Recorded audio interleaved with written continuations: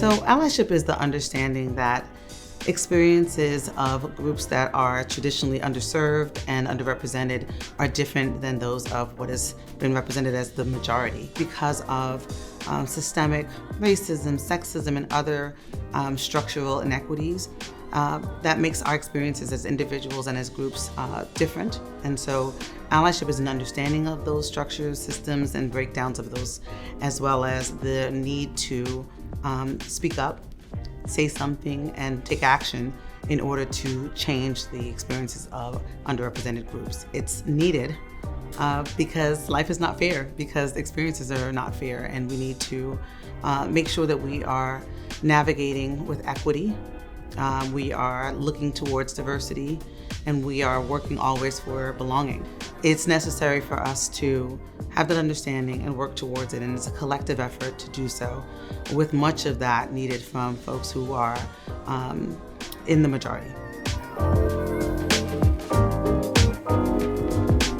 Anyone can be an ally, as long as you have an understanding of the experiences of others who are differently treated or are underrepresented within an organization or societally. You can be an ally. Oftentimes people will say, well, I don't need to be an ally because I'm a person of color and folks need to ally towards me, and that's true.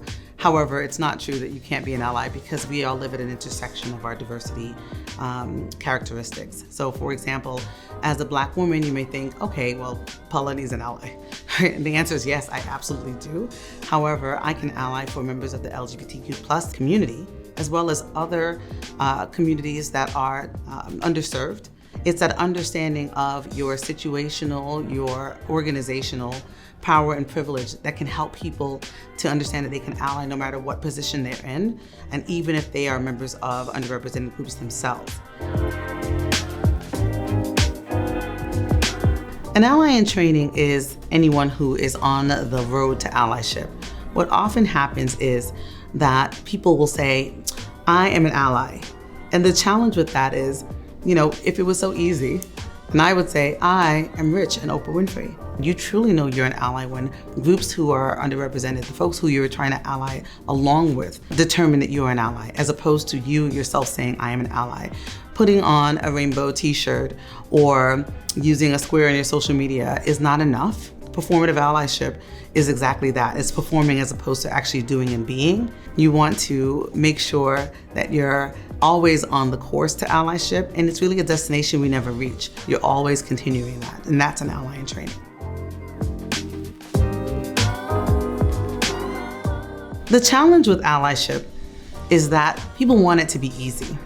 And similarly to when we have to go to the gym and we're working out, it requires us to continue going. Because if we went and we were skinny after that first time, we would never go again, right?